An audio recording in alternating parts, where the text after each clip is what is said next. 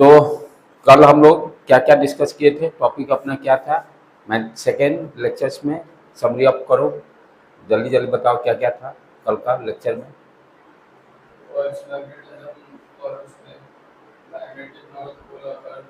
हाँ, यानी अर्थ के मैग्नेटिक फील्ड के बारे में सारा कल हम लोग लेक्चर किए थे, राइट। सबसे इंपॉर्टेंट पॉइंट इसमें क्या था कि अर्थ का मैग्नेटिक फील्ड जो है, मैग्नेटिक फील्ड लाइंस कहाँ से है, साउथ से नॉर्थ। कहाँ से है, साउथ से north. That is very important point, right. और उसमें magnetic north pole, magnetic south pole के बारे में भी डिस्कस किए थे, राइट। और मैग्नेटिक फील्ड लाइंस जो हम लोग कैसे थे, कंपास नीडल को यूज करके मैग्नेटिक फील्ड लाइंस ड्रॉ किए थे। कल का लेक्चर में पूरी तरह से अर्थ मैग्नेटिक फील्ड के बारे में हम लोग स्टडी किए थे। आज अपना क्या रहेगा, दो बहुत ही इंपॉर्टेंट टर्म है जो कि कंपटीशन के लिए भी इंपॉर्टेंट है। First one is your magnetisation, magnetisation, ठीक है बेटे। This term is very important, ठीक है, बोर्ड एग्जाम के लिए प्लस कंपटीशन के लिए। बच्चे इसको मोस्टली छोड़ते हैं क्योंकि सोचते थ्योरी टाइप से लास्ट चैप्टर आता है। मोस्टली बच्चे या टीचर्स की आदत क्या होती है, लास्ट चैप्टर आएगा उसको धीरे धीरे छोड़ते जाएगा और लास्ट वाला ही सबसे ज्यादा इंपॉर्टेंट रहते हैं। तो मैग्नेटाइजेशन को आज हम लोग स्टडी करेंगे, क्या है कॉन्सेप्ट उसका। थोड़ा सा आज तक की, अभी तक की ये वर्ड आपने सुने नहीं होंगे, राइट। पहले यानी सुनने का मतलब 11 12 से पहले नहीं पढ़े होंगे टर्म को, जिसको कि आई से रिप्रेजेंट करते हैं। एनसीईआरटी में कैपिटल एम से रिप्रेजेंट किए हुए हैं। कैपिटल एम को ऑलरेडी हम लोग क्या है, मैग्नेटिक डाइपोल से इंडिकेट कर चुके हैं, राइट। इसीलिए हम लोग इसको आई से इंडिकेट किए हैं मैग्नेटाइजेशन को। इस टर्म को समझेंगे। और दूसरा फिर क्या है, मैग्नेटिक इंटेंसिटी। लाइट में भी हर जगह यूज आएगा term, light intensity, power intensity. Intensity यानी मैग्नेटिक फील्ड वर्ड आपने सुना है, मैग्नेटिक फील्ड अभी तक आपने निकाल रहा था, राइट। अब दूसरा वर्ड क्या है यहाँ पे टर्म, मैग्नेटिक इंटेंसिटी। जैसे कलर में हम लोग इंटेंसिटी हाई का मतलब क्या होता है, वो डार्क कलर है, लाइक दैट, उसी तरह समझते हैं। किसी भी कलर कहते हैं ना इंटेंसिटी बहुत ज्यादा है, इट मीन्स व्हाट इज, उसकी कलर ब्राइटनेस ज्यादा है। लेकिन यहाँ पर उस तरह का ये टर्म नहीं है मैग्नेटिक इंटेंसिटी, मतलब ये, हाँ ऑलमोस्ट टर्म तो कॉन्सेप्ट तो सेम रहेंगे, लेकिन इसको अंडरस्टैंड करेंगे कि मैग्नेटिक इंटेंसिटी कहाँ पर टर्म को यूज करेंगे। ये दोनों टर्म बहुत ही इंपॉर्टेंट है। इसमें कुछ डेरिवेशन है तो पूरी तरह से थ्योरी और डेरिवेशन टाइप के हैं, और थ्योरी टाइप से ही क्वेश्चन आएंगे इससे, और क्वेश्चन मोस्टली पूछता भी है, क्वेश्चन इसे मोस्टली पूछता भी है, राइट। दूसरा चीज, स्टार्टिंग में एक चीज और समझेंगे कि किसी भी मैटर, क्योंकि चैप्टर क्या है, मैग्नेटिज्म एंड मैटर्स। आज ये पूरा अपना ये मैटर से रिलेटेड कॉन्सेप्ट है। आज का जो लेक्चर रहेगा, मैं अभी तक मैग्नेटिज्म हम लोग अर्थ मैग्नेटिज्म के बारे में पढ़े, बार मैग्नेट के बारे में। आज का टॉपिक क्या रहेगा, मैटर्स से रिलेटेड, यानी किसी भी मैटर्स में मैग्नेटिज्म कैसे आएगा, व्हाट इज द रीजन। और ये दोनों प्रॉपर्टी भी मैटर से ही रिलेटेड है। मैग्नेटाइजेशन और मैग्नेटिक इंटेंसिटी दोनों टर्म है, मैटर से ही रिलेटेड है, राइट बेटे। तो इस दोनों को स्टार्ट करने से पहले हम लोग देखेंगे कि मैटर्स में मैग्नेटिज्म प्रॉपर्टी कैसे आएगा, उसका क्या रीजन है, क्या कॉज है, ठीक। तो स्टार्ट कर हम लोग, किसी भी मैटर्स में मैग्नेटिक प्रॉपर्टी कैसे आ रहा है। तो हम लोग ऑलरेडी क्या जानते हैं, मैटर्स जो है किससे बना हुआ है, बहुत सारे एटम से बने हुए हैं। बेसिक कॉन्सेप्ट यही है, मैटर्स जो है किससे बना हुआ है, बहुत सारे एटम, ठीक। और एटम्स फिर देखते हैं तो क्या देखते हैं, nucleus, proton, electron, right. Electron से एसोसिएटेड रहता है। एटम्स के इनसाइड यदि हम जाएंगे तो हम क्या देखते हैं कि सेंटर में न्यूक्लियस रहता है और इसके चारों तरफ ऑर्बिटल रहते हैं, जिसमें कि इलेक्ट्रॉन सराउंडिंग करते हैं, इलेक्ट्रॉन रिवॉल्व करते हैं न्यूक्लियस में, ठीक है। मैटर्स का यही स्ट्रक्चर है। मैटर्स कोई भी मैटर्स यानी सब्सटेंसेस, ठीक। तो अब यहाँ पे ध्यान देंगे, हम लोग क्या ढूंढने क्या जा रहे हैं कि मैटर्स में मैग्नेटिज्म कैसे आया। मैग्नेटिज्म कहने का मतलब व्हाट यू अंडरस्टैंड कि मैग्नेटिक डाइपोल कैसे एग्जिस्ट किया, कैसे क्रिएट हुआ। मैग्नेटिक डाइपोल कहने का मतलब what you understand, next what you understand कि नॉर्थ पोल साउथ पोल कैसे आया।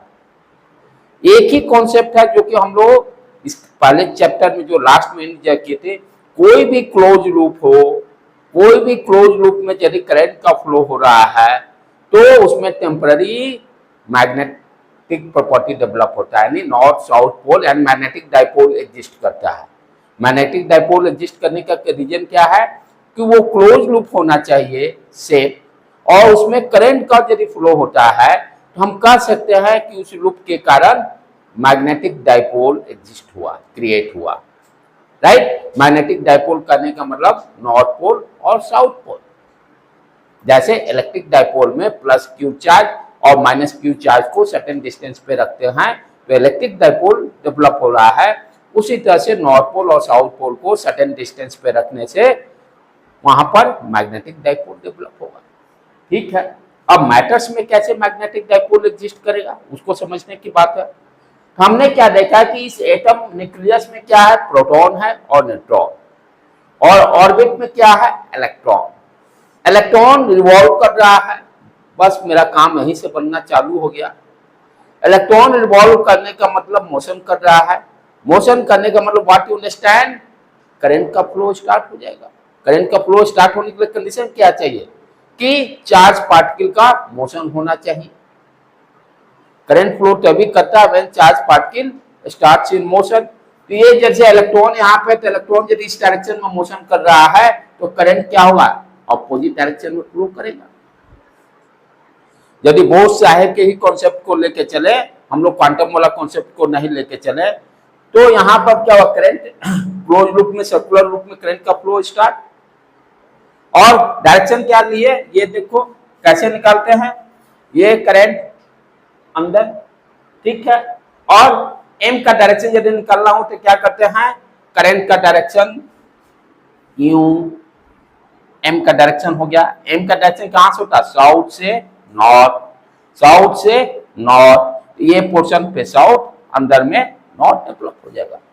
तो करंट फ्लो करने के कारण क्या हो गया कि यहां पर मैग्नेटिक डाइपोल एग्जिस्ट किया, मैग्नेटिक डाइपोल प्रॉपर्टी आ गया, राइट। हमें यही लाना भी था। तो किसी भी मैटर्स में मैग्नेटिक प्रॉपर्टी, एक पहला रीजन कि इलेक्ट्रॉन का रिवॉल्व करने के कारण मैग्नेटिक प्रॉपर्टी एग्जिस्ट करता है। एक कारण क्या हो गया, मेन कॉज यही है कि मैटर्स में के जो एटम्स है, एटम्स में जो इलेक्ट्रॉन रिवॉल्व करते हैं, इलेक्ट्रॉन रिवॉल्व करने के कारण करंट फ्लो होता है। करंट फ्लो होने की, और इस तरह का लूप है, क्लोज लूप है, क्लोज लूप में करंट फ्लो करेगा तो मैग्नेटिक डाइपोल एग्जिस्ट करता है। यहां पर according to diagram direction inward हो गया, राइट। अब यहां पर फिर नेक्स्ट चीज क्या समझना है, और क्या क्या फैक्टर हो सकते हैं। मेन फैक्टर यही है, 90% मेरा सॉल्यूशन इसी रीजन को देंगे। दूसरा अनदर फैक्टर्स और क्या क्या है ध्यान से देखने का है। जो ये इलेक्ट्रॉन रिवॉल्व कर रहा है, ये इलेक्ट्रॉन सीधे थोड़े जैसे अर्थ के, सन के चारों तरफ जो प्लैनेट्स रिवॉल्व करते हैं, वो सारे प्लैनेट अपने एक्सिस के अबाउट भी रोटेट कर रहे हैं, अपने एक्सिस के अबाउट भी रोटेट कर रहा है। यहाँ पे इलेक्ट्रॉन स्पिन क्वांटम में आप पढ़े हो ना, 1s2 और एरो मार्क करते थे, दो रहेगा, जैसे हीलियम फॉर एग्जांपल, आप हीलियम के लिए तो 4 होते हैं, 1s2 2s2, right, 1s2 2s2, और जिसको डायग्राम से जो शो करते थे, ये इलेक्ट्रॉन, ये क्या है, स्पिन क्वांटम नंबर, यानी अपने एक्सिस के अबाउट भी रोटेट करते हैं। जो इलेक्ट्रॉन जो रिवॉल्व कर रहे हैं सर्कुलर लूप में तो रिवॉल्व कर ही रहे हैं, और अपने एक्सिस के अबाउट भी इलेक्ट्रॉन रिवॉल्व कर रहे हैं, राइट। तो इस अपने एक्सिस के अबाउट रिवॉल्व करने के कारण क्या होगा, एंगुलर मोमेंटम होगा, एंगुलर मोमेंटम, और इसकी स्पिन, जिसको कि इसके कारण भी हम क्या बोल सकते हैं कि मैग्नेटिक डाइपोल डेवलप करेगा। अपने एक्सिस के अबाउट रोटेट कल ही देखे थे। अर्थ क्या है, अपने एक्सिस के अबाउट रोटेट कर रहा है, मैग्नेटिक एक्सिस क्रिएट हुआ था, राइट। तो दूसरा फैक्टर क्या होगा, जो इलेक्ट्रॉन अपने एक्सिस के अबाउट रोटेट कर रहा है, जिसके कारण भी मैग्नेटिक फील्ड की प्रॉपर्टी एग्जिस्ट कर रहा है, ठीक है। नेक्स्ट उसके बाद और क्या ध्यान देने को है कि मैटर्स में ये जो एटम है किसी भी टेम्परेचर पर ये तो मूव करेंगे ही, ये तो नहीं है कि एटम्स एक ही जगह पे फिक्स है, एटम्स रैंडमली मूव करते हैं मैटर्स में। टेम्परेचर यदि ज्यादा बढ़ाएंगे तो और तेजी से मूव करेंगे, फास्ट मूव करेंगे। तो एटम का भी तो मूवमेंट हो रहा है, एटम का मूवमेंट का मतलब ये न्यूक्लियस भी तो मूव कर रहा है, अभी यहाँ पे है, कुछ देर के बाद यहाँ रहेगा, कुछ देर के बाद यहाँ रहेगा। तो न्यूक्लियस में जो प्रोटॉन, वहां भी तो चार्ज पार्टिकल है आपका प्रोटॉन, तो उस चार्ज पार्टिकल के भी मोशन के कारण भी मैग्नेटिक फील्ड डेवलप होगा। तो हमने क्या देखा, 3 फैक्टर्स देखे। पहला फैक्टर क्या देखे कि इलेक्ट्रॉन का रिवॉल्व ऑर्बिट में रिवॉल्व कर रहा, उसके कारण मैग्नेटिक फील्ड डेवलप हुआ या मैग्नेटिक डाइपोल डेवलप हुआ, ठीक है। मैग्नेटिक फील्ड डाइपोल का डायरेक्शन और मैग्नेटिक फील्ड का ऑलमोस्ट मेरे अकॉर्डिंग दोनों का सेम ही डायरेक्शन जाता है, दोनों का सेम ही डायरेक्शन होगा, बी और एम दोनों का डायरेक्शन सेम ही रहता है, राइट, मोस्टली केसेस में। दूसरा फैक्टर क्या देखे, इलेक्ट्रॉन जो है अपने एक्सिस के अबाउट भी रोटेट कर रहा, उसके कारण भी मैग्नेटिक फील्ड क्रिएट किया।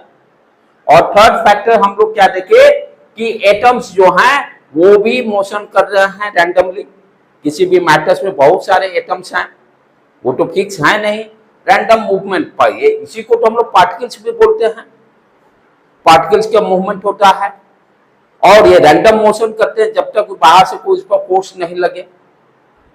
हम लोग जब इलेक्ट्रिसिटी चैप्टर पढ़े तो वहां पे याद होगा ड्रिफ्ट वेलोसिटी का जो कॉन्सेप्ट आया था, इनिशियली क्या था, करंट, यदि कोई भी कंडक्टर है, यदि उसको बैटरी से कनेक्ट नहीं करते हैं तो क्या होता है, वो रैंडमली सारे पार्टिकल्स मूव करते हैं। बैटरी से कनेक्ट करने के बाद उस पर इलेक्ट्रिक फील्ड के कारण एक खास डायरेक्शन में सारे पार्टिकल का मोशन होता है और तब करंट फ्लो स्टार्ट होता है। सिमिलरली यहाँ पे क्या है कि कोई भी मैटर्स है, मैटर्स में एटम्स क्या है, रैंडम मूव करेंगे, रैंडम मूव करने का मतलब न्यूक्लियस का भी मूवमेंट होगा और इस न्यूक्लियस के मूवमेंट के कारण क्या होगा, न्यूक्लियस में पॉजिटिव चार्ज ऑलरेडी है, पॉजिटिव चार्ज का मोशन होने के कारण अगेन इलेक्ट्रिक करंट का फ्लो होगा। हाँ, ध्यान देने की बात है कि ये क्लोज लूप में इसका भी मोशन होना चाहिए, जब तक क्लोज लूप नहीं होगा तब तक मैग्नेटिक डाइपोल क्रिएट नहीं होगा, क्योंकि कॉन्सेप्ट क्या है, किसी भी क्लोज लूप में करंट यदि फ्लो करता है तो मैग्नेटिक डाइपोल एग्जिस्ट करता है। तो मेनली लेकिन यही फर्स्ट वाला ही हम लोग रीजन ज्यादा यूज करेंगे, लास्ट 2 वाला रीजन उतना इंपॉर्टेंट नहीं है, लेकिन नॉलेज के लिए आपको रखना है, ठीक है बेटे। उसके बाद नेक्स्ट इसमें क्या है आपका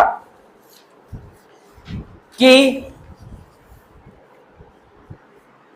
अब ये जो मैग्नेटिक प्रॉपर्टी जो है ये तो ठीक है, बेसिक हम लोग समझ गए। अब सब्सटेंसेज में क्या है, किसी भी सब्सटेंसेज में बहुत सारे एटम्स हैं।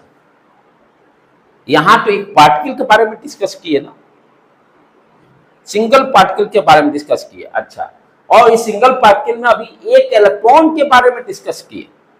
इलेक्ट्रॉन तो बहुत सारे हैं, जैसे हीलियम का ही ले लीजिए, पहला ऑर्बिट में 2, फिर दूसरे वाला में 2, तो सारे इलेक्ट्रॉन के कारण हम क्या करेंगे, मैग्नेटिक डाइपोल निकालेंगे, सारे इलेक्ट्रॉन के कारण m का वैल्यू निकालेंगे, m क्या है, वेक्टर क्वांटिटी है, सारे के निकालकर एडिशन कर देंगे नेट मैग्नेटिक डाइपोल मूवमेंट निकालने के लिए। नेट क्योंकि हर इलेक्ट्रॉन के एक इसके कारण मैग्नेटिक m क्रिएट हुआ, मैग्नेटिक डाइपोल मूवमेंट, दूसरा इलेक्ट्रॉन होगा उसके कारण भी होगा, तीसरा जो सेकेंड ऑर्बिट में होगा उसके कारण भी होगा, चौथा जो इलेक्ट्रॉन होगा हीलियम का उसके कारण भी होगा। तो सारे इलेक्ट्रॉन के निकालकर मैं क्या निकालेंगे, magnetic dipole m equal to I A, या फिर एक और क्या कॉन्सेप्ट देखते हैं स्मॉल m के टर्म में, small m into distance between bar magnet, दोनों m नॉर्थ पोल और साउथ पोल के बीच में जो डिस्टेंस रहता है, तो यहाँ तो करंट फ्लो कर रहा है, m इक्वल टू आई ए वाला कॉन्सेप्ट को यूज करेंगे। तो नेट डाइपोल मोमेंट जब निकालना होगा तो हम क्या करेंगे, सारे इलेक्ट्रॉन्स के निकालकर उसको ऐड कर देंगे। ठीक, ये तो हो गया भाई, नेट डाइपोल मोमेंट भी निकल गया। अच्छा, कुछ ऐसे भी एलिमेंट्स हैं जिसका कि magnetic dipole, net magnetic dipole moment 0 होगा। जैसे फॉर एग्जांपल हीलियम का देखो, हीलियम में क्या हो रहा है, पेयर इलेक्ट्रॉन है, अनपेयर इलेक्ट्रॉन तो है नहीं, तो इसके कारण ये पॉजिटिव, ये पॉजिटिव नेगेटिव करने का मतलब एक क्लॉकवाइज एक एंटी क्लॉकवाइज में रोटेट कर रहा है। सारे हम लोग केमिस्ट्री में पढ़ चुके हैं। अपॉन या तो ये क्लॉकवाइज तो दूसरा एंटी क्लॉकवाइज, तो दोनों का क्या है, स्पिन क्वांटम नंबर, स्पिन के कारण जो मैग्नेटिक फील्ड क्रिएट होगा, मैग्नेटिक डाइपोल दोनों अपोजिट होगा।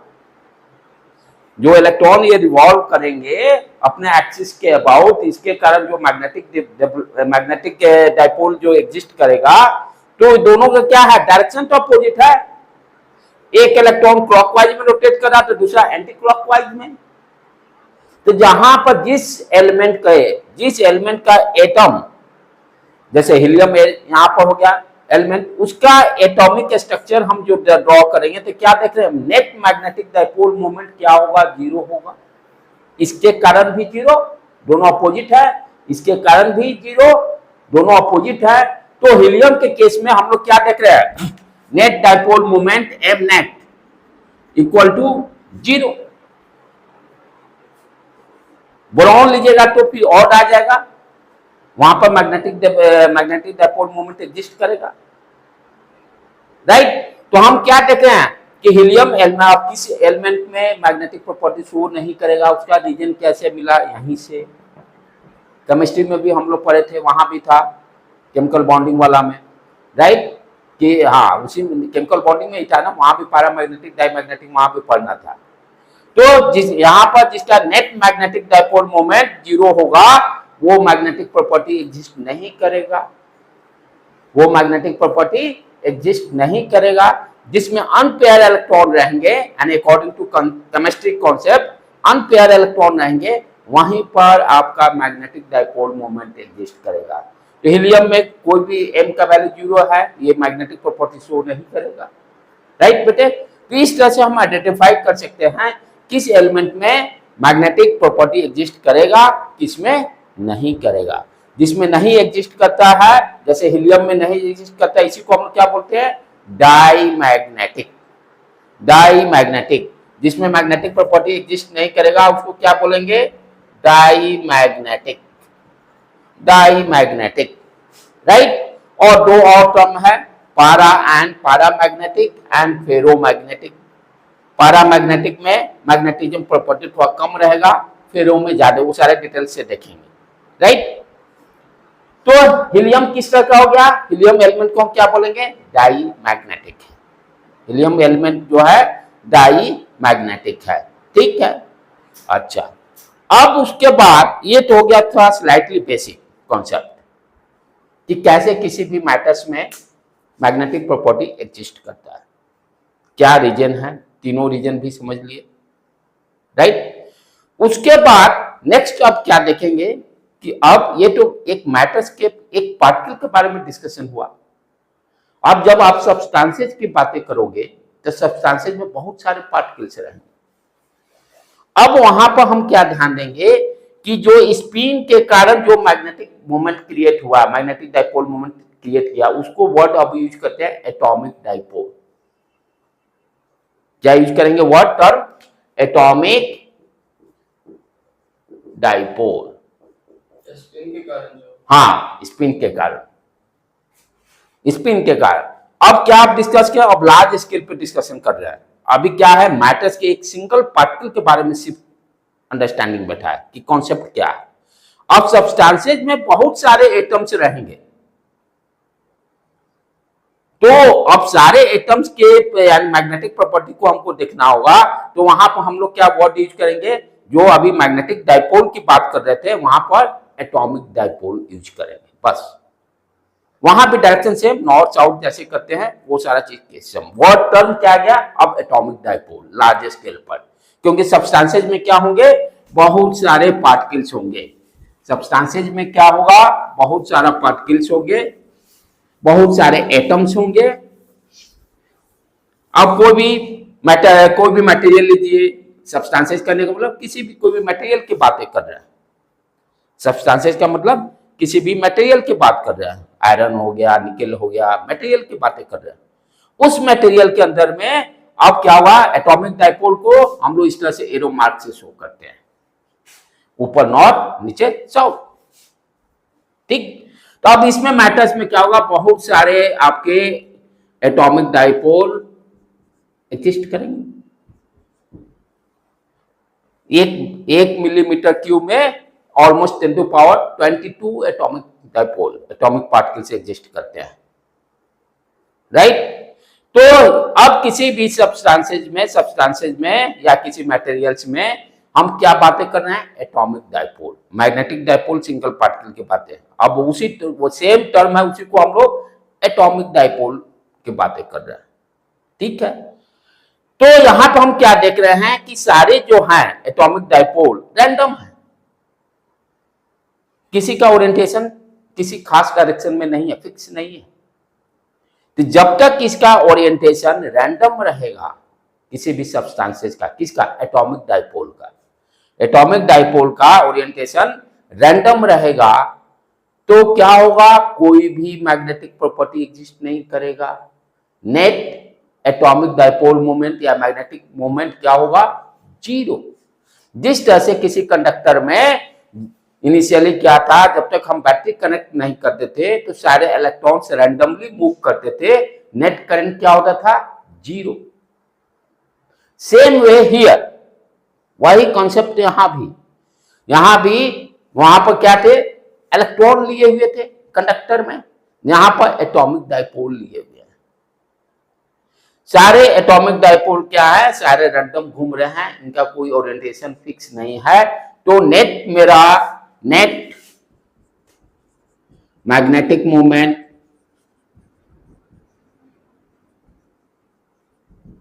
जीरो होगा, ठीक है। और इसी में यहीं पर उसके बाद नेक्स्ट इसी में फिर टर्म क्या समझना बेटे, ये तो हो गया कोई भी सब्सटेंसेस लिए बहुत सारे इसमें atomic dipole movement, atomic dipole रहेंगे। इनिशियली इस पर कोई फोर्सेस हम लोग कोई कुछ अप्लाई नहीं करें एक्सटर्नली।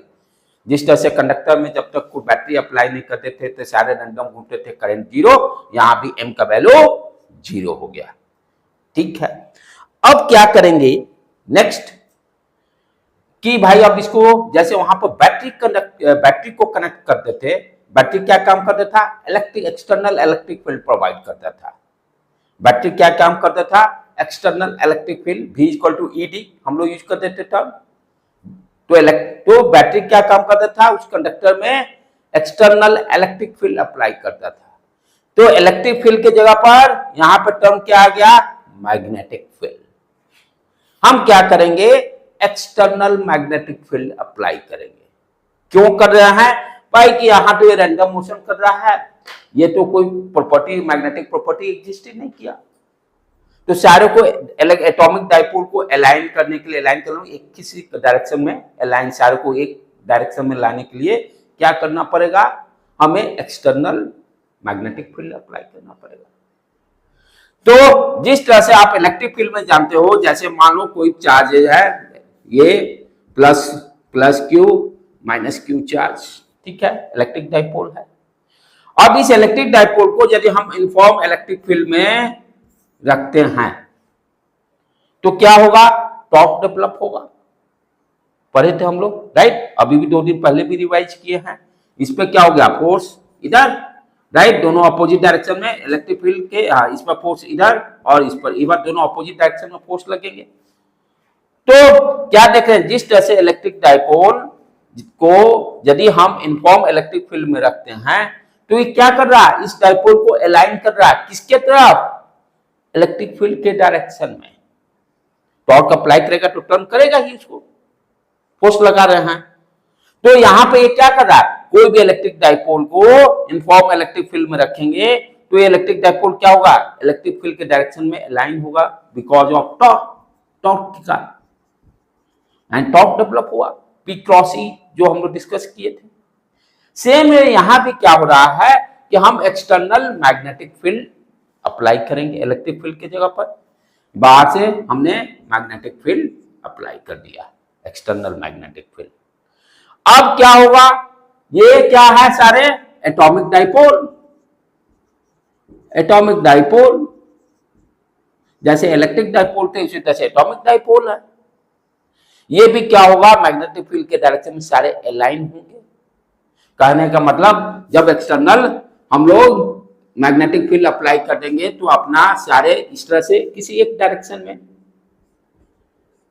सारे तो ऑलमोस्ट 100% नहीं आएंगे, लेकिन जो इधर डाउनवर्ड जा रहे थे घूम के ऊपर आ जाएंगे। सारे का अलाइनमेंट किसी एक डायरेक्शन में फिक्स हो जाएगा, सारे का डायरेक्शन किसी एक डायरेक्शन में फिक्स हो जाएगा। किसके कारण? एक्सटर्नल मैग्नेटिक फील्ड के कारण। अब क्या हुआ, सारे जब एक डायरेक्शन में फिक्स हो गए तो सारे एटॉमिक डाइपोल भी अपना, इसके कारण क्या होगा, अब नेट मैग्नेटिक एम का वैल्यू तो जीरो होगा नहीं, एम का वैल्यू जीरो होगा नहीं। तो इंटरनली क्या होगा, मैग्नेटिक मोमेंट एम का वैल्यू, यहां पर एम का वैल्यू डिफाइंड अब M not equal to zero. बाहर से मैग्नेटिक फील्ड और अंदर भी तो मैग्नेटिक फील्ड डेवलप होगा, क्योंकि सारे एक डायरेक्शन में आ गए, सारे एक डायरेक्शन में आएंगे तो इंटरनली भी क्या होगा, मैग्नेटिक फील्ड क्रिएट होगा। जब एम ही क्रिएट हो गया तो एम के कारण क्या हो गया, मैग्नेटिक फील्ड के कारण ही तो एम क्रिएट होता है, capital M, magnetic dipole moment.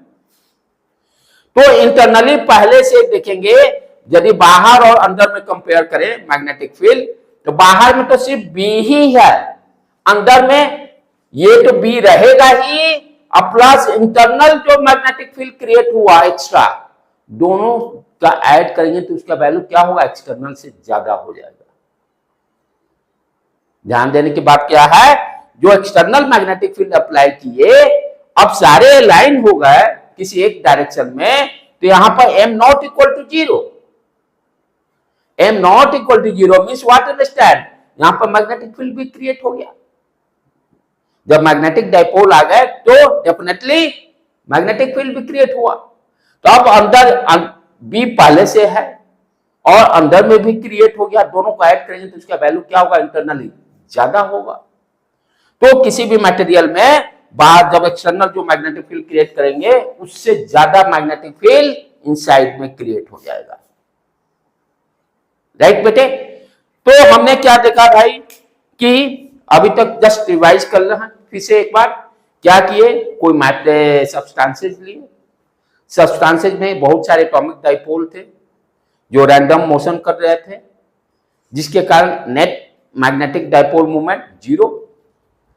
उसके बाद नेक्स्ट क्या स्टेप लिए, सेकेंड स्टेप में हम लोग एक्सटर्नल मैग्नेटिक फील्ड अप्लाई किए। एक्सटर्नल मैग्नेटिक फील्ड अप्लाई करने के कारण एटॉमिक डाइपोल सारे एक डायरेक्शन में अलाइन हो गए। इसका इंपैक्ट क्या हुआ कि इंटरनली अब एम का वैल्यू जीरो नहीं होगा नेट मैग्नेटिक डाइपोल का, तो नेट मैग्नेटिक फील्ड एक्सटर्नल से इनसाइड में ज्यादा होगा। अच्छा, तो ये जो प्रोसेस का हुआ, जो नॉन अलाइंड एटॉमिक डाइपोल से अलाइंड एटॉमिक डाइपोल तक जो हम कन्वर्सन किए, इसी को मैग्नेटाइजेशन बोलते हैं। इसी को मैग्नेटाइजेशन बोलते हैं, जो आई टर्म से हम इंडिकेट करेंगे। व्हाट इज द मैग्नेटाइजेशन, जो सब्सटेंसेस का एटॉमिक डाइपोल या मैग्नेटिक डाइपोल के बोलिए, एटॉमिक डाइपोल इनिशियली क्या था, रैंडम था, एक डायरेक्शन में अलाइनमेंट नहीं था। जब ये सारे को हम एक डायरेक्शन में अलाइन किए तो क्या किए, इसको मैग्नेटाइज किए। जैसे यूट्यूब में बोलते हैं ना कि आपका चैनल मोनेटाइज, क्या बोलते हैं उसको, हाँ मोनेटाइजेशन, वही सेम टर्म हो गया।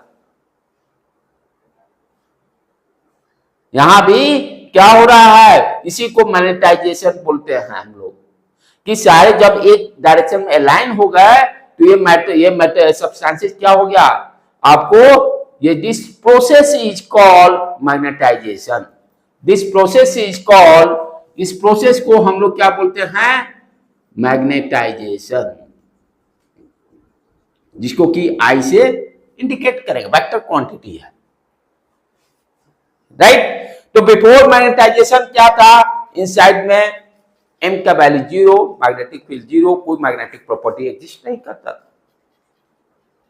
लेकिन जैसे ही एक्सटर्नल मैग्नेटिक फील्ड अप्लाई किए, जिसके कारण मैग्नेटाइजेशन हुआ, मैग्नेटाइजेशन होने के कारण मटेरियल के अंदर में नेट मैग्नेटिक फील्ड का वैल्यू बाहर के एक्सटर्नल मैग्नेटिक फील्ड से भी ज्यादा हो गया। अब इसको कैसे डिफाइन करेंगे, by mathematics. How to define by mathematics, कि मैग्नेटाइजेशन आई को कैसे डिफाइन करेंगे।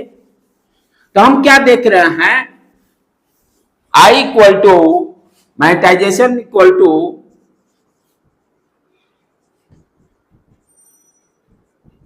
जिसको कि I से इंडिकेट करेंगे magnetic dipole movement per unit volume.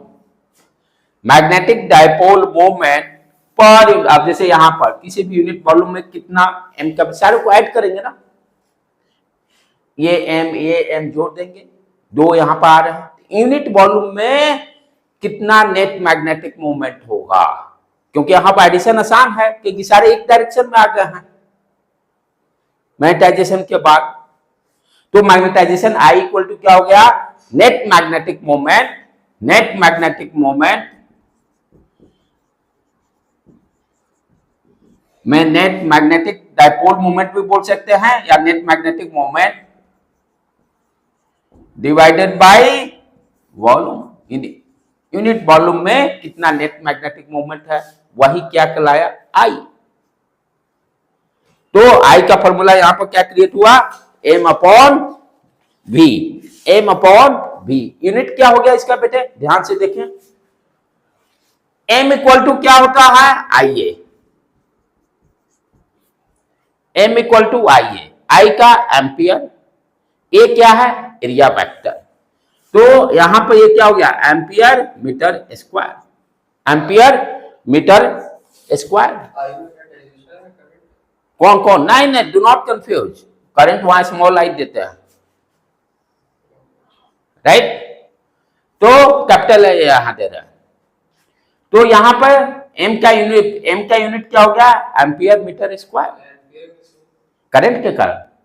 Magnetic moment क्या होता है, I इंटू ए, और क्या है स्मॉल m के टर्म में m इंटू, यदि लेंथ नॉर्थ और साउथ पोल के बीच में 12 है तो m इंटू 12 भी लिखते हैं। m क्या है, मैग्नेटिक स्ट्रेंथ, m क्या है, मैग्नेटिक स्ट्रेंथ।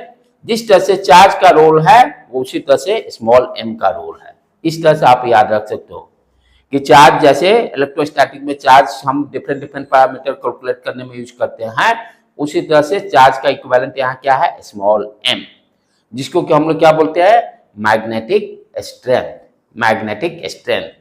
तो यहाँ पर अब यूनिट पे आ जाए, एम्पियर मीटर स्क्वायर, और नीचे में volume metre cube, ampere metre square upon volume metre cube. कभी कभी बोर्ड एग्जाम में पूछ देता है what is the unit of magnetisation, objective bit में। तो ये कट के क्या आ गया, ampere per metre, ampere per metre, ampere per metre. ठीक है बेटे। तो मैग्नेटाइजेशन समझ में आया कि कोई भी सब्सटेंसेस है, ठीक है, इनिशियली में क्या होता है, उसके सारे एटॉमिक डाइपोल रैंडम मोशन करते हैं, नेट मैग्नेटिक मोमेंट क्या होता है, 0 होता है, राइट। इट मींस कोई मैग्नेटिक फील्ड एग्जिस्ट नहीं कर रहा उस सब्सटेंसेस में। व्हाट यू आर डूइंग, उस पर एक्सटर्नल मैग्नेटिक फील्ड अप्लाई कर रहे हैं हम लोग, जिसके कारण क्या हो रहा है, मैग्नेटाइजेशन प्रोसेस हो रहा है। मैग्नेटाइजेशन प्रोसेस के कारण सारे एटॉमिक डाइपोल एक खास डायरेक्शन में अलाइन हो जा रहे हैं, जिसके कारण के अंदर भी नेट मैग्नेटिक फील्ड का value, some value is defined, right. और इंटरनली मटेरियल के अंदर में नेट मैग्नेटिक फील्ड का वैल्यू इंक्रीज कर जा रहा है। और जो ये कन्वर्शन हो गया m इक्वल टू 0, यहाँ पर क्या है, मैग्नेटिक मोमेंट 0 है, यहाँ से हम there is value, this process is called magnetisation, and उसको I से हम लोग इंडिकेट किए हैं। I इक्वल टू क्या हो गया, net magnetic moment per unit volume after magnetisation, magnetisation होने के बाद क्या कर रहे हैं, यूनिट वॉल्यूम में हम क्या देख रहे हैं, नेट डाइपोल मोमेंट क्या है। जैसे फॉर एग्जांपल एक छोटा सा प्रॉब्लम को देख लेते हैं। For a bar magnet,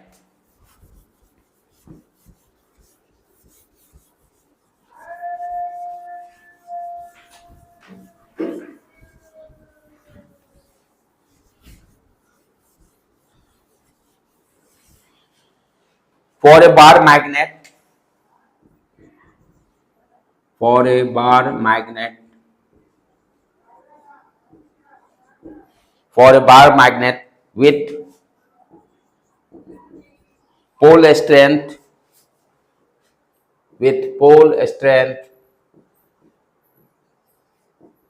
small m, pole strength small m, comma length 2L, magnet का लेंथ दिया हुआ 2L, right, and cross section area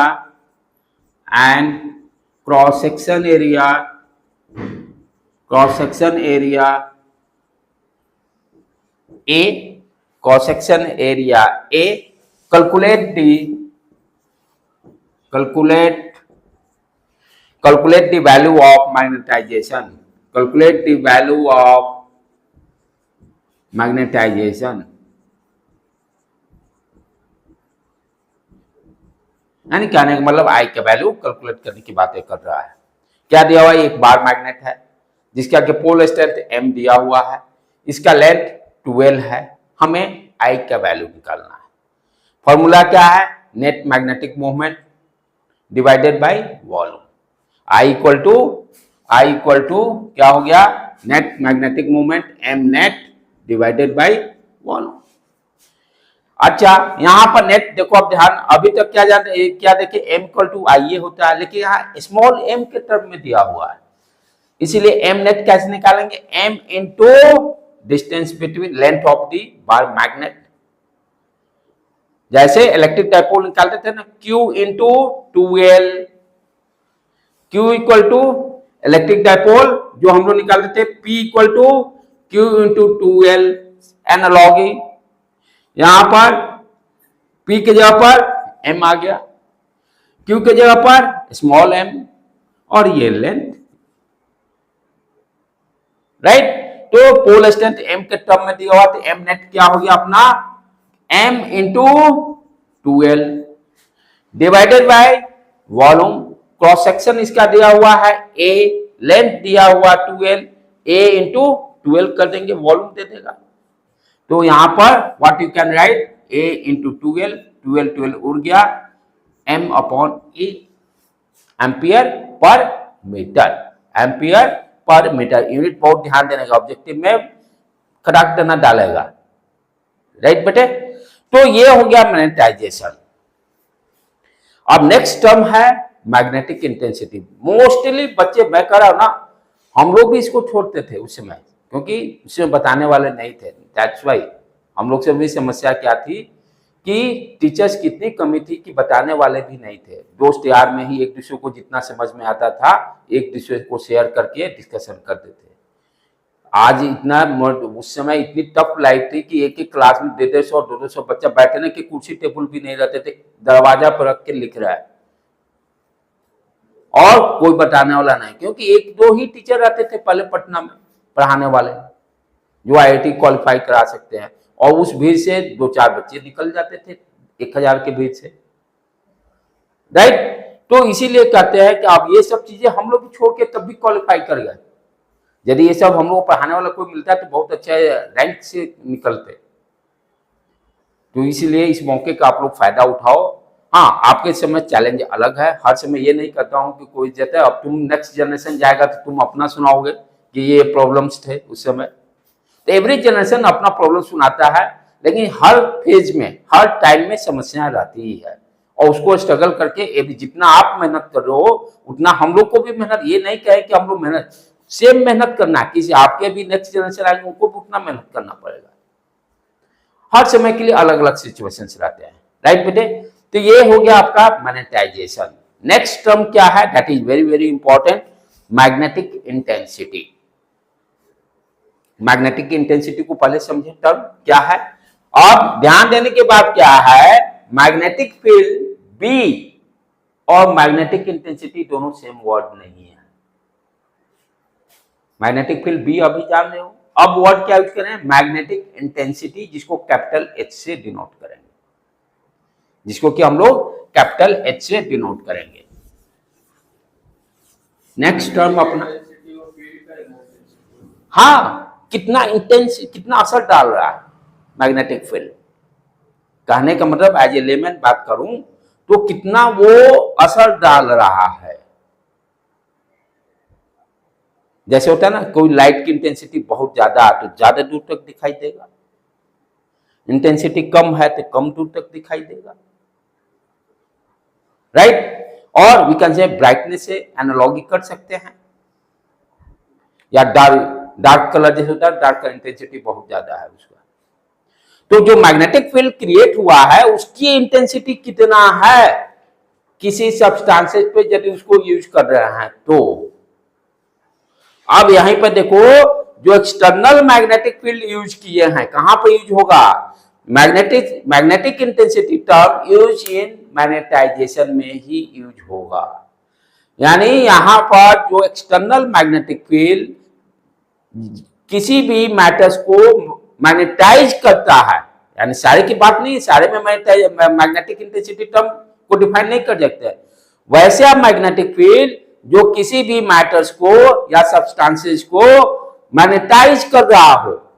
कहने का मतलब इनिशियली उसका जो एटॉमिक डाइपोल था जिसका कि नेट मैग्नेटिक मोमेंट 0 था, मैग्नेटाइजेशन प्रोसेस में जो एक्सटर्नल मैग्नेटिक फील्ड अभी यूज किए हैं उसी मैग्नेटिक फील्ड को हम लोग मैग्नेटिक इंटेंसिटी बोलेंगे।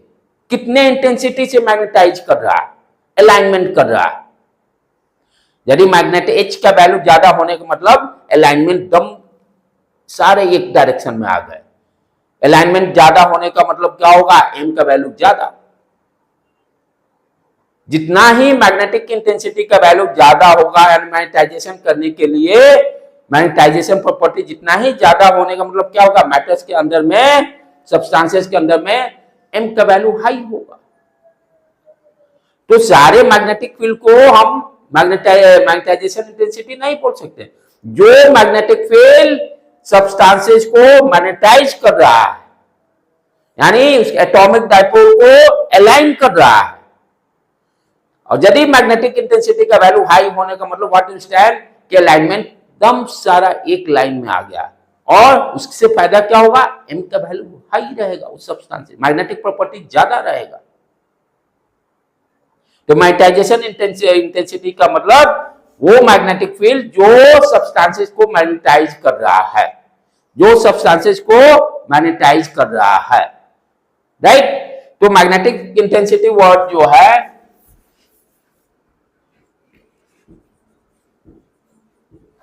मैग्नेटिक इंटेंसिटी, जिसको कि H से डिनोट करते हैं, ये भी वेक्टर क्वांटिटी है, राइट। तो यहां पे हम क्या देख रहे हैं, जैसे कोई भी सब्सटेंसेस ले रहे हैं, ठीक है, तो इसमें एक्सटर्नल मैग्नेटिक फील्ड जब हम अप्लाई कर रहे हैं, एक्सटर्नल मैग्नेटिक फील्ड अप्लाई कर रहे हैं, तो यहां पे क्या हो रहा है, सारे एटॉमिक डाइपोल क्या हो जा रहे हैं, एक डायरेक्शन में अलाइन हो जा रहे हैं, एक डायरेक्शन में अलाइन हो गए, इस तरह से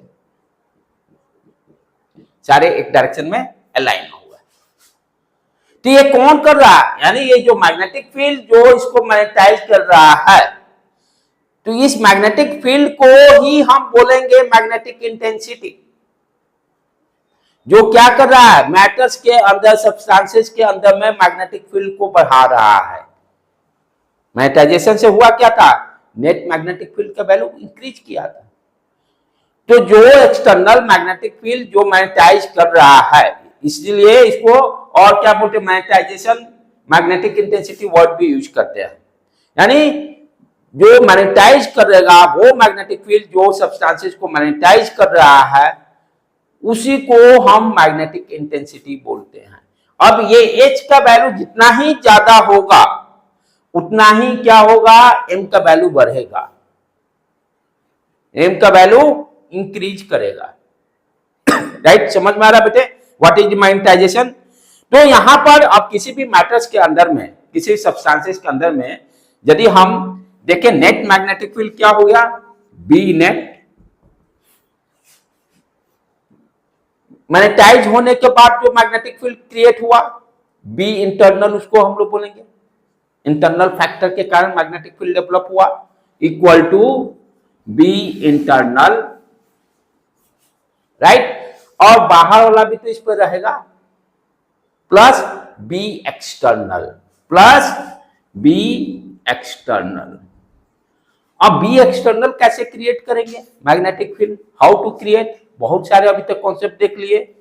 कोई क्लोज लूप ले लीजिए, उसमें करंट फ्लो कीजिए, मैग्नेटिक फील्ड डेवलप हो जाएगा।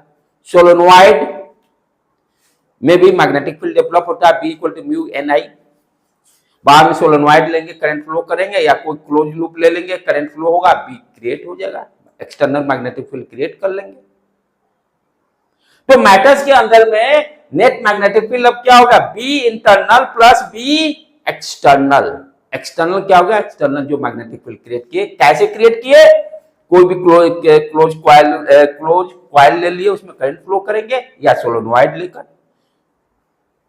सोलेनोइड में करंट फ्लो करेंगे, एक्सटर्नल मैग्नेटिक फील्ड क्रिएट हो जाएगा।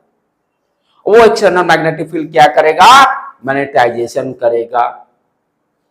मैग्नेटाइजेशन के कारण क्या होगा, बी इंटरनल क्रिएट होगा या एम इंटरनल क्रिएट होगा।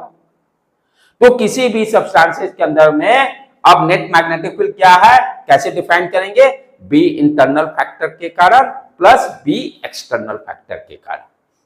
राइट बेटे, आगे देखिए अब इसमें और क्या क्या फॉर्मूला डेरिवेशंस हैं। अब नेक्स्ट इसमें हम क्या देखेंगे कि ये जो बी नेट जो क्रिएट हुआ है, बी नेट जो क्रिएट हुआ है, ये बी इंटरनल और बी एक्सटर्नल। बी, अब इसको और कैसे हम बोल सकते हैं, ध्यान से देखो बेटे कि ये जो बी नेट है किस किस पैरामीटर पर वैरी कर रहा है, ध्यान से समझो। एच किसको बोले, जो एक्सटर्नल मैग्नेटिक फील्ड अप्लाई किए मैग्नेटाइजेशन के लिए, जो एक्सटर्नल मैग्नेटिक फील्ड मैग्नेटाइजेशन के लिए अप्लाई किए, यदि इसका इंटेंसिटी जितना ही ज्यादा रहेगा, बी नेट का वैल्यू उतना ही ज्यादा होगा।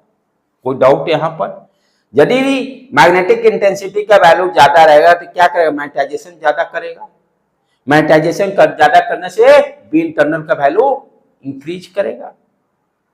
तो वी कैन से कि B net is directly proportional to H, बोल सकते हैं कि एच जितना इंटेंसिटी ज्यादा रखेंगे मैग्नेटाइजेशन उतना ही ज्यादा होगा, मैग्नेटाइजेशन ज्यादा होने से बी इंटरनल का वैल्यू इंक्रीज करेगा।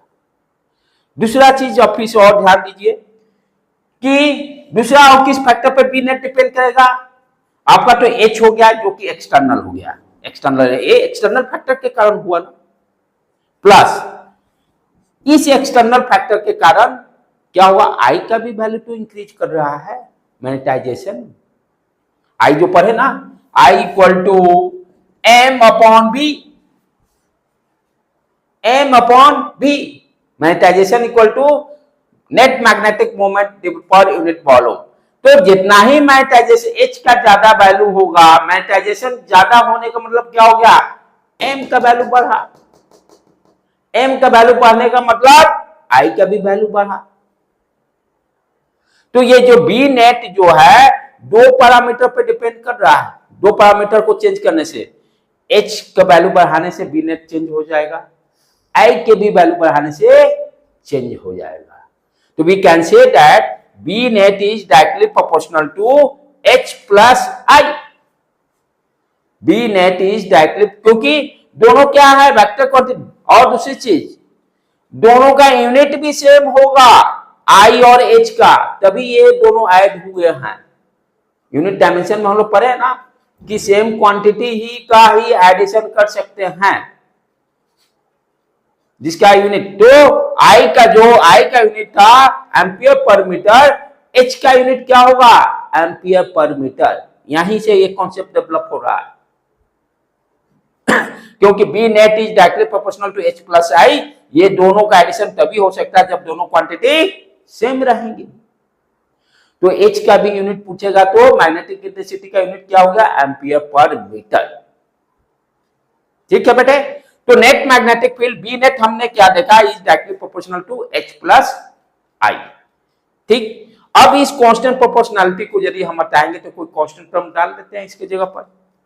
वो कांस्टेंट टर्म जो डाले उसका क्या है नाम, B net equal to mu H plus I, mu naught H plus I. Mu naught हम लोग ऑलरेडी जानते हैं परमिएबिलिटी इन फ्री स्पेस, जिसका वैल्यू 4 कितना है, 4 pi into 10 to power minus, mu naught upon 4 pi का वैल्यू 10 टू पावर माइनस 7 है, तो म्यू नॉट क्या होगा 4 pi into 10 to power minus 7।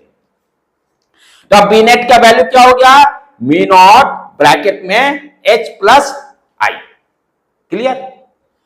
Next step, क्योंकि ये जो फॉर्मूला आएगा उसको ध्यान देने की जरूरत है, वो फॉर्मूला ऑब्जेक्टिव में सीधे डालेगा कौन है सही करेक्ट, उसी स्टेप को हम लोग आगे बढ़ा रहे हैं उस फॉर्मूला को लाने के लिए।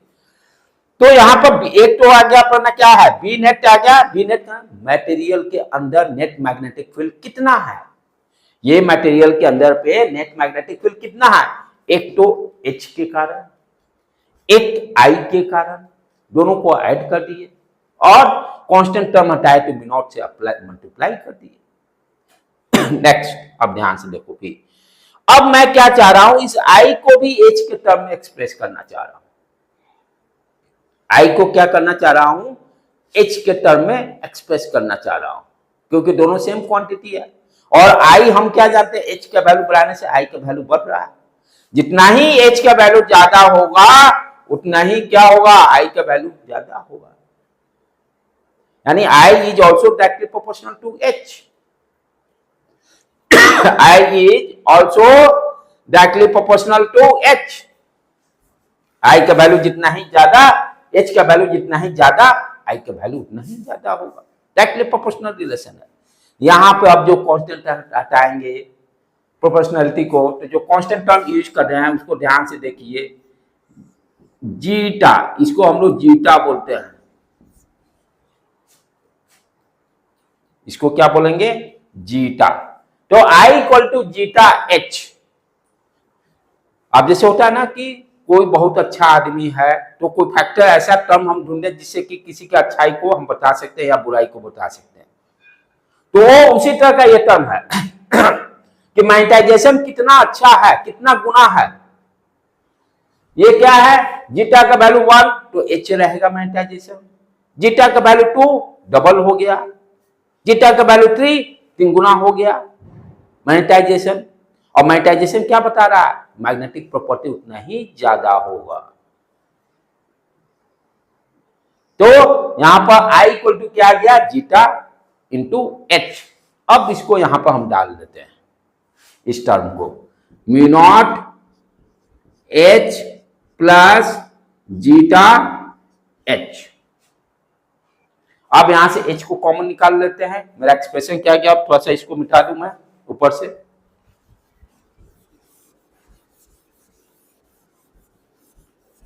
अब आपका बी नेट का वैल्यू क्या आ गया बेटे, B net equal to mu naught H common निकाल लो 1 प्लस जीटा, थोड़ा सा अरेंज कर ले अच्छी तरह से इसको, mu naught 1 plus zeta into H. ये रिलेशन एक आ गया जो कि याद रखने का है।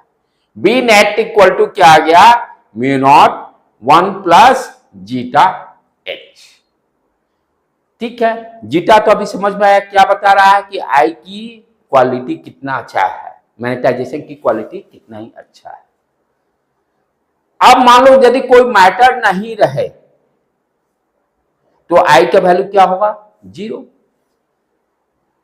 हम यही रूम में मान लो कोई भी इसमें आदमी नहीं है, एक्सटर्नल मैग्नेटिक फील्ड अप्लाई कर रहे हैं, कोई आदमी नहीं है, वैक्यूम,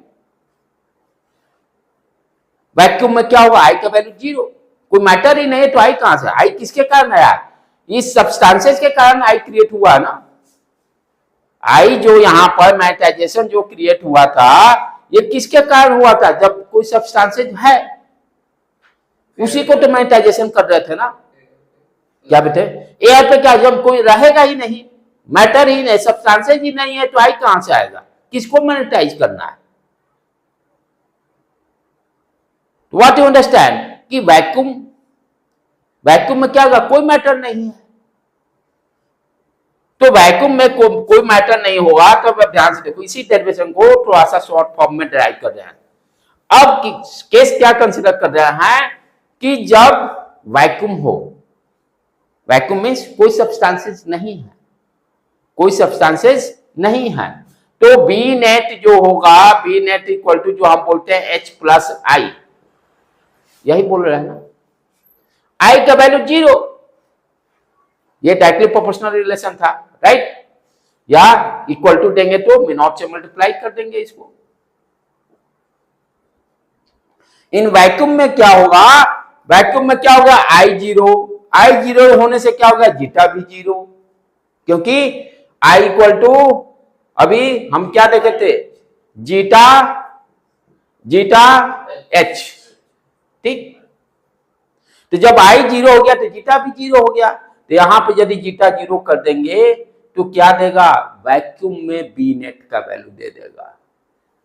कितना वैल्यू आ रहा है, तो उस बी नेट को आप बी नॉट का सिग्निफाई कर रहा है इन एयर या वैक्यूम।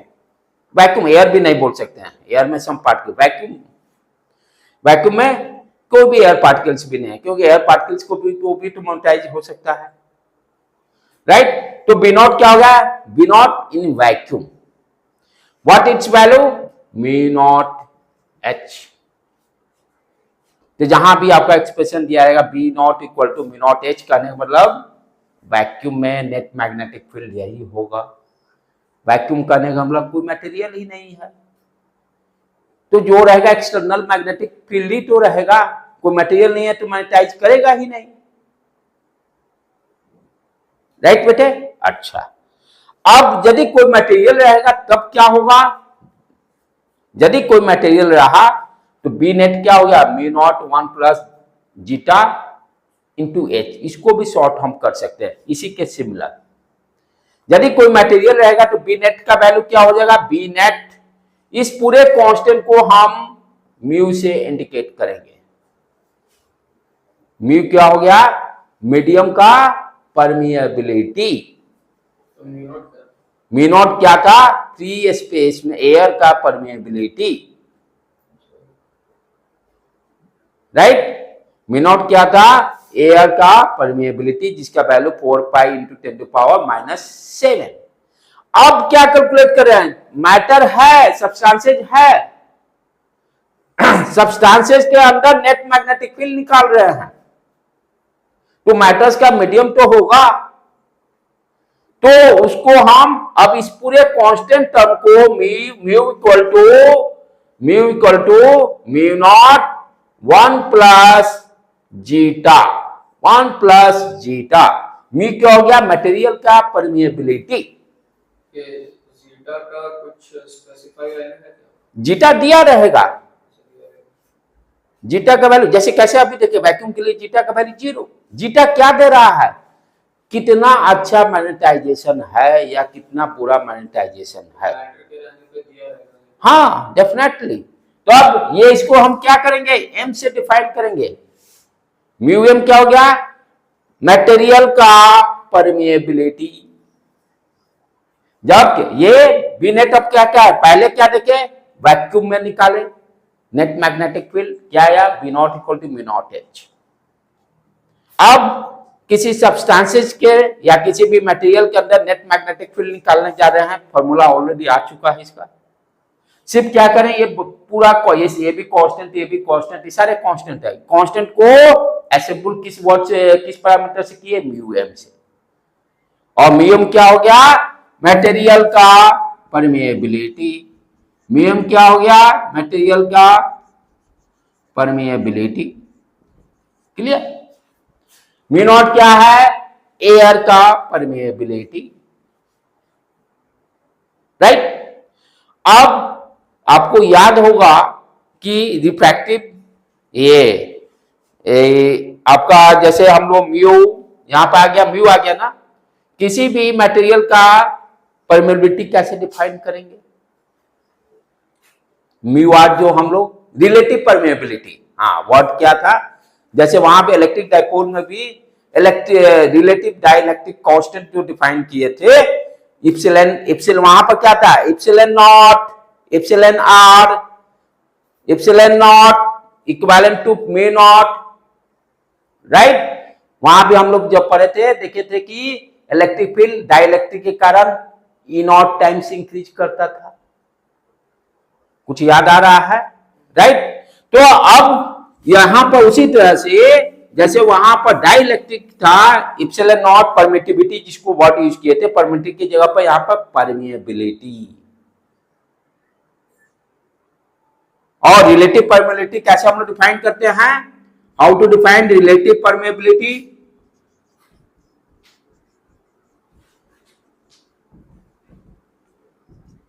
म्यू एम यानी मटेरियल का, हाँ मटेरियल का परमिएबिलिटी किसी के रेस्पेक्ट में, रिलेटिव वर्ड यूज क्या होता है, relative density, relative permeability, relative dielectric constant. Relative का मतलब किसी के रेस्पेक्ट में वैल्यू को बताना है, रिलेटिव वर्ड ही यूज होता है किसी के रेस्पेक्ट में बताना। यहां किसके रेस्पेक्ट में, एयर के रेस्पेक्ट में बताएंगे, एयर के रेस्पेक्ट में बताएंगे। तो रिलेटिव टर्म हर जगह यूज होता है, relative mass, relative density, right. तो रिलेटिव वर्ड यूज किसी के रेस्पेक्ट में उस पैरामीटर का वैल्यू क्या होगा। तो फाइनली इसको हम समझ आप करें क्या क्या वैल्यू आ गया अपना, ध्यान से इसको सारे को आप मिटाते हैं।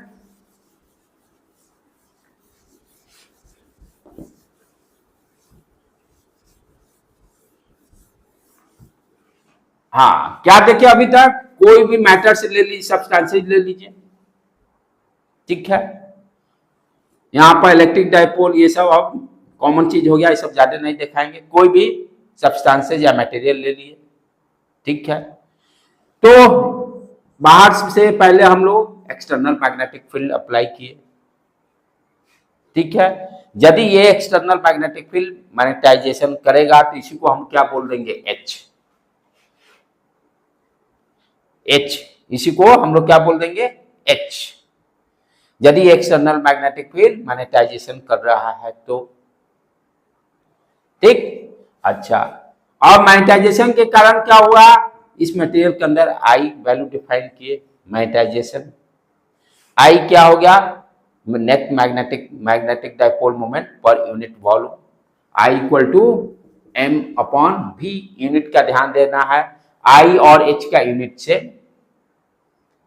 ये दोनों में डिफरेंस है। अभी देखे ना, बी इक्वल टू क्या आया, म्यू नॉट एच, दोनों डिफरेंट क्वांटिटी है, magnetic field and magnetic intensity. Magnetic intensity क्या हो गया, B upon mu naught for vacuum, for vacuum, ठीक है। तो इसमें क्या फर्स्ट फॉर्मूला हम लोग क्या ड्राइव किए, किसी भी मटेरियल के अंदर what is the net magnetic field, तो बी नेट अपना आया H plus I multiply with mu naught, ठीक। ये पहला फॉर्मूला अपना आ गया। दूसरा फॉर्मूला क्या हम लोग देखे कि आई को एच के टर्म में रिप्रेजेंट किए। Second formula I equal to zeta into H, I equal to zeta into H, clear. अब इस आई की वैल्यू को यहां रख दिए तो फाइनल फॉर्मूला अपना क्या गया, B net equal to mu naught 1 plus zeta into H. वो तो उनसे पहले के लेक्चर का है, वो ऑलरेडी वो सारा किया हुआ पहले से, ठीक है। अब क्या किए, वैक्यूम के लिए what is B net, vacuum करने का मतलब कोई मटेरियल नहीं है, कोई मटेरियल नहीं है तो मैग्नेटाइजेशन होगा ही नहीं, आई का वैल्यू 0, आई का वैल्यू जानिए, और इसको हम लोग क्या किए, बी नॉट से डिफाइन कर दिए for vacuum, what is value mu naught H. यही एक देखो रिलेशन भी डेवलप हो गया एच और म्यू नॉट के केस में कि दोनों सेम क्वांटिटी नहीं है, मैग्नेटिक इंटेंसिटी और मैग्नेटिक फील्ड, क्योंकि यूनिट ही डिफरेंट है। मैग्नेटिक एच का यूनिट है एम्पियर पर मीटर, इसका टेस्ला है या वेबर पर मीटर स्क्वायर। और किसी भी मटेरियल के लिए बी नेट का वैल्यू म्यू के टर्म में क्या आ गया, mu M into H, where mu M equal to mu naught 1 plus zeta.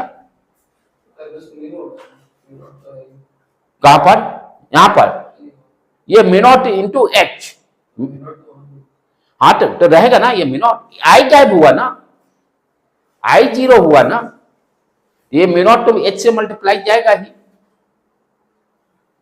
I zero हुआ कोई भी मटेरियल नहीं रहने के कारण। और रिलेटिव परमिलिटी टर्म एक लास्ट में वो तो कॉमन हो गया, रिलेटिव यानी म्यू नॉट के रेस्पेक्ट में मटेरियल का क्या है, आपका मीडियम का क्या परमिबिलिटी है।